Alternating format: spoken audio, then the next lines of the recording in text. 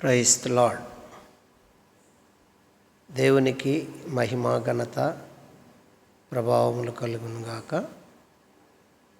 ప్రేమైనటువంటి జీవము కలిగిన దేవుని కుటుంబమా, దైవ సమాజమా, దేవుడు మరొక నూతన దినమిచ్చి ఆయన కృపలో మనల్ని భద్రపరిచి ప్రతి ఉదయము ఆయన స్వరం వినిపిస్తున్న దేవునికి మనం ఎంతైనా కృతజ్ఞతాస్తుతులు చెల్లించాలి. హల్లెలూయా. రండి ప్రియా దైవజన్మ, ఈ నూతన దినములో ఉదయకాల సమయంలో దేవుడు మనకిచ్చినటువంటి వాక్యాన్ని చదువుకొని దైవధ్యానం చేద్దాం. మీకు అందరికీ తెలిసిన విషయమే, పరిశుద్ధ ఆత్మదేవుడు ఈ ఉదయకాల దైవధ్యానాలు నిన్నటి దినానికి 1200 పూర్తి చేసుకొని ఈరోజు 1201వ ఎపిసోడ్, 1వ దినం. కాబట్టి దేవుడు ఈ కార్యక్రమాన్ని నడిపించినంతవరకు ముందుకు తీసుకెళ్దాము. మీరు కూడా ప్రార్థన చేయండి. రండి ప్రియా దైవజన్మ, ఒక వాక్యాన్ని చదువుకొని చాలా క్లుప్తంగా దైవధ్యానం చేద్దాం. పరిశుద్ధ బైబిల్ గ్రంథంలో నుండి రోమాపత్రిక 10వ అధ్యాయము 10వ వచనాన్ని చదువుకుందాం. రోమాపత్రిక 10వ అధ్యాయము 10వ వచనాన్ని చదువుకుందాం. ఏలయనగా నీతి కలుగునట్లు మనుషుడు హృదయములో విశ్వసించును, రక్షణ కలుగునట్లు నోటితో ఒప్పుకొనును. ప్రార్థన చేద్దాం. పరిశుద్ధుడు, ప్రేమ కలిగిన తండ్రి యేసుక్రీస్తు ప్రభువా, హృదయపూర్వక కృతజ్ఞతాస్తుతులు చెల్లిస్తున్నాను.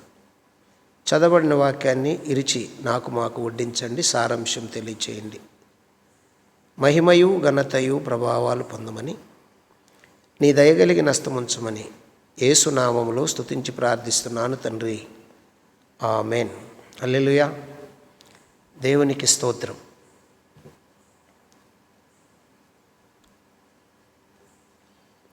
ప్రభునందు నాకు అత్యంత ప్రేమైనటువంటి జీవము కలిగిన దేవుని కుటుంబమా, దైవ సమాజమా, దేవుడు మనలను ప్రేమించి మన కొరకు ఒక సంకల్పం తయారు చేశాడు, ఒక ప్లాన్ చేశాడు. దేవుడు ఒక మహత్కార్యమైనటువంటి ప్లాను తన మనసులో నిర్ణయించుకొని సంకల్పించి దాన్ని అమలు చేస్తూ వచ్చాడు, ఇంకా అమలవుతుంది. ఆయన ఏ ప్లాను అమలు చేశాడు అనే విషయంలో మనము కొన్ని విషయాలు క్లుప్తంగా చదవబడిన వాక్యంలో నుండి ధ్యానం చేయబోతున్నాం. మళ్ళీ చెబుతున్నాను, దేవుడు మనల్ని ప్రేమించి మన నిర్మాణం విషయంలోనైతేమి, ఆయన మాట వినకుండా ఆది మానవుడు తప్పిపోయినప్పుడు మళ్ళీ తిరిగి మానవ జాతిని నీతిమంతులుగా చేసే విషయంలోనైతేనేమి, మన పట్ల ఆయన ఒక సంకల్పం కలిగి ఉన్నాడు. ఆ సంకల్పాన్ని ఒక్కొక్కటిగా నెరవేరుస్తూ వస్తున్నాడు. ఇంకా జరుగుతున్నాయి.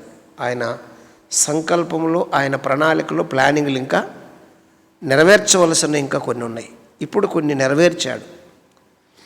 ఈ నెరవేర్చిన విషయంలో కొన్ని మనం క్లుప్తంగా ఈరోజు ధ్యానం చేస్తున్నాం. మానవుని పట్ల దేవుడు జరిగించిన సంకల్పం, మానవుని పట్ల దేవుడు జరిగించిన సంకల్పం ఏమిటి? ఆ సంకల్పం అంటే యేసుక్రీస్తు ప్రభువారు శరీరధారి అయి ఆజ్ఞ అతిక్రమం వల్ల పాపము చేసి తప్పిపోయిన మనుషుని రక్షించటానికి యేసుప్రభు వచ్చాడు. హెబ్రీ పత్రిక 2వ అధ్యాయము 14 వచ్చిన ఆ ప్రకారం తన పిల్లలు కాబట్టి ఆ పిల్లలు రక్తమాంసములు గలవారైనందున ఆ ప్రకారమే ఆయన రక్తమాంసమును ధరించుకొని భూలోకానికి వచ్చాడు. ఎందుకు అంటే జీవితకాలమంతా మరణ భయముతో భయపడుతూ దాస్యముకు లోబడిన వారిని విడిపించటానికి ఆయన కూడా రక్తమాంసములు ధరించుకొనును అని రాయబడింది. ధరించుకొని వచ్చి ఆయన ప్రాణం త్యాగం చేసి ఆయన తిరిగి లేచాడు. అయితే మనుషులందరూ చేయవలసిన పని ఏమిటి అంటే ఇప్పుడు రక్షణ పొందాలి.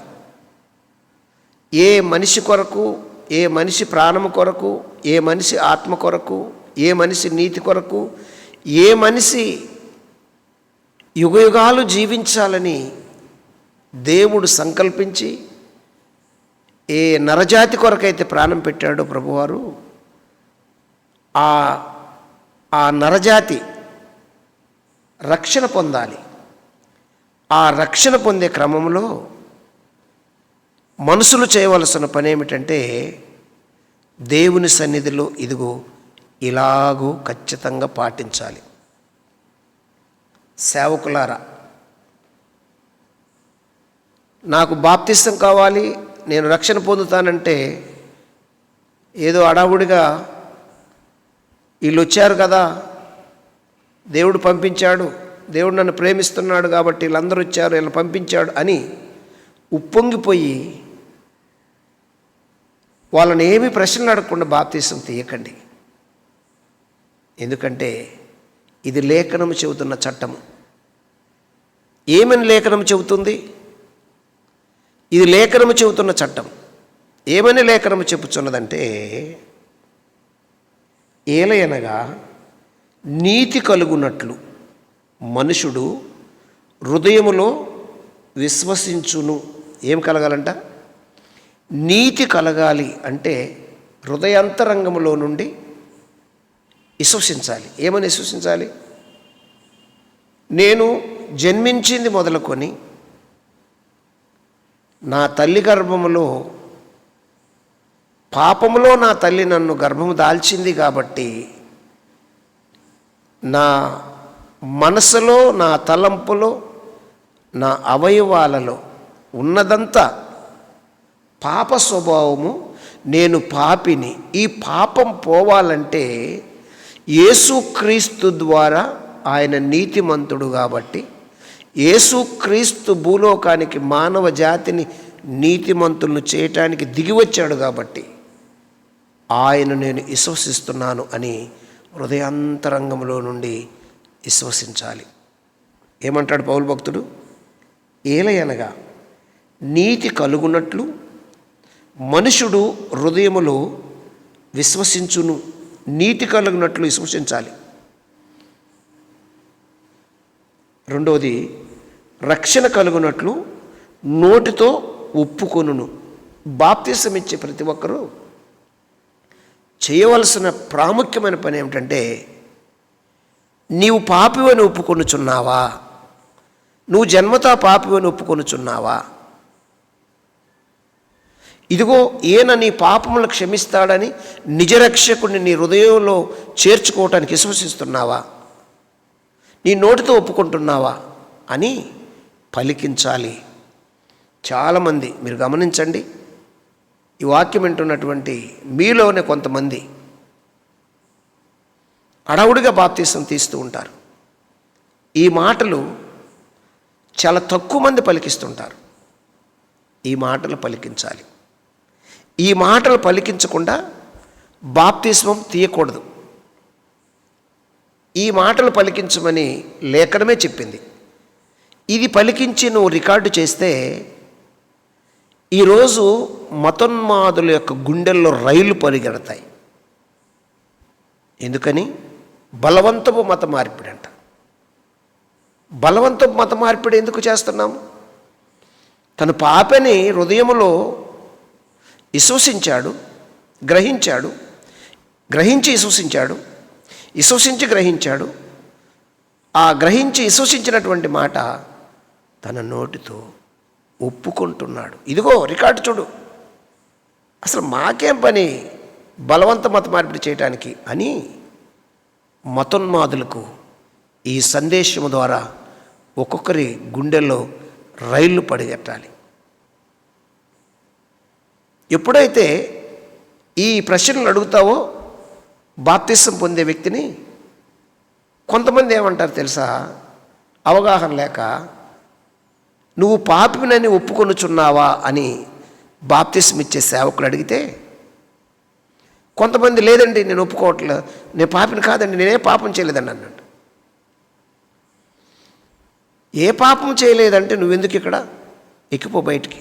ఒక ఆమె అన్నదంట, వాస్తవంగా ఆమె ఏ పాపం ఎరగదు, నీతిమంతురాలే, మంచిదే, కానీ జన్మతా పాపి అని ఆమె గ్రహించక అబ్బాబా నేను ఏ పాపం చేయలేదని అన్నదంట.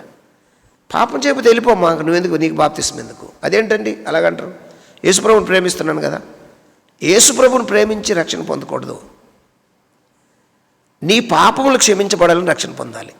మన పాపములు, మానవ జాతి పాపములు క్షమించబడాలని రక్షణ పొందాలి అని లేఖనము సాక్ష్యం ఇస్తుంది. ఎవరైనా మీ దగ్గరకు వచ్చి నేను పాపిని కాదండి, ఏ పాపం చేయలేదంటే మీరు కూడా, మనం కూడా అటువంటి వారికి బాప్తిస్మం ఇవ్వకూడదు. ఎవరికి ఇవ్వాలి అంటే హృదయంలో విశ్వసించాలి, నోటితో ఒప్పుకోవాలి. నేను పాపిని అని హృదయంలో విశ్వసించాలి, నోటితో ఒప్పుకోవాలి. ఈయనే రక్షకుడు, ఈయన రక్తంలోనే నా పాపం తొలగించబడుతుంది, ఈయన రక్తం తప్ప మరొకటి నా పాపంలో తొలగించలేదు, ఈయనే నా కొరకు రక్తం కార్చిన దేవుడు, ఈయన యేసు ప్రభు, ఈయన రక్తంలో నేను కడగబడాలి అని ఎవరైతే విశ్వసిస్తారో వారు రక్షింపబడతారు. వారు ఏం చేస్తారు తెలుసా, ప్రార్థన చేస్తారు. దేవునికి స్తోత్రం కలుగునుగాక. చూడండి అపోస్తల కార్యాల గ్రంథంలో ఒక మాటను చూడండి, 22వ అధ్యాయంలో 16వ వచనం చదువుకుంటే అక్కడ ఒక మాట మనకు కనిపిస్తుంది. 22:16లో రాయబడిన మాట ఏంటంటే, గనుక నీవు తడువు చేయుట ఎందుకు, లేచి ఆయన నామమును బట్టి ప్రార్థన చేసి బాప్తిస్మము పొంది నీ పాపములను కడిగి వేసుకోమని చెప్పెను. ఏం చేయాలంట, లేచి ఆలస్యం చేయకుండా, తడువు చేయకుండా ఏం చేయాలి అంటే నీ పాపములు కడుగు కావాలి.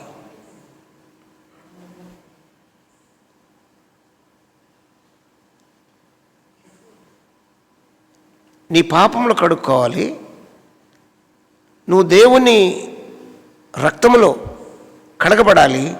కడగబడితే ఏం చేయాలంటే ప్రార్థన చేస్తావు. ఏం చేస్తావంట, ప్రార్థన చేస్తావు. చూడండి ఇక్కడ మనం గమనించవలసిన విషయం ఏంటంటే, ఎవరైతే రక్షణకు వస్తారో వాళ్ళు ప్రభువా నా పాపములు క్షమించు అని ప్రార్థన చేసి బాప్తిస్వానికి సిద్ధపడతారు. ఏమండి, నీ పాపములు కడిగివేయబడునని చెప్పాను. కాబట్టి ప్రియ దైవజన్మ, బాప్తిస్వం తీసుకునేవారు ఖచ్చితంగా ఈ పని కొనసాగించండి. మిగతా విషయాలు రేపు కొన్ని విషయాలు మనము చదువుకొని ముందుకెళ్దాము. మూలవాక్యం చదువుకొని ప్రార్థన చేసుకుందానండి. మూలవాక్యం చదువుకొని ప్రార్థన చేసుకుందాం. ఏలయనగా నీతి కలుగునట్లు మనుషుడు హృదయములో విశ్వసించును, రక్షణ కలుగునట్లు నోటితో ఒప్పుకొనును. హృదయంలో విశ్వసించాలి, నోటితో ఒప్పుకోవాలి యేసే రక్షకుడని, ఆయన తప్ప మరొక దేవుడు లేడని, ఆయన రక్తంలోనే పాప క్షమాపణని, ఆయన రక్తమే పాపాన్ని నడిపించేదని, ఆయన రక్తమే పాపుల కొరకు రక్తం చిందించిన దేవుడు యేసే అని ఎవరైతే హృదయంలో విశ్వసించి నోటితో ఒప్పుకుంటారో వాళ్ళకు మనము బాప్తిస్మం ఇవ్వాలి. వారు విశ్వసిస్తారు, వాళ్ళు ప్రార్థన చేస్తారు. వీరు ఆనాడు పేతురిచ్చినటువంటి బాప్తిస్మంలో 3000 మంది ఎలాగైతే వారు సావాసంలో కూడుతూ అపోస్తుల బోధ, సావాసము, రొట్టె ఇరుచుట, ఏమండి ఎడతెగక ప్రార్థన చేసే గుంపులో వీరు చేర్చబడతారు. కాబట్టి బాప్తిస్మం ఇచ్చే పద్ధతిలో ఈ నోటితో ఒప్పించేది, విశ్వసించింది లేనిది వారి నోట పలికించే బాధ్యత సేవకులకు ఉన్నది. రెండు ప్రియాదాయ జన్మ ప్రార్థన చేద్దాం. పరిశుద్ధుడు ప్రేమ కలిగిన తండ్రి స్తోత్రాలు. ఇతబడిన వాక్యము ఫలింప చేయండి, అందరికి అర్థమయ్యేలా కృప చూపించండి. మహిమా ఘనత ప్రభావాలు పొందమని, దయగలిగిన హస్తం ఉంచమని, చిన్నమని మీ పాస్తానికి చేర్చుకోమని యేసునామములో స్తుతించి ప్రార్థిస్తున్నాను తండ్రి. ఆమెన్. God bless you. దేవుడు మిమ్మల్ని దీవించి ఆశీర్వదించును గాక. ఆమెన్.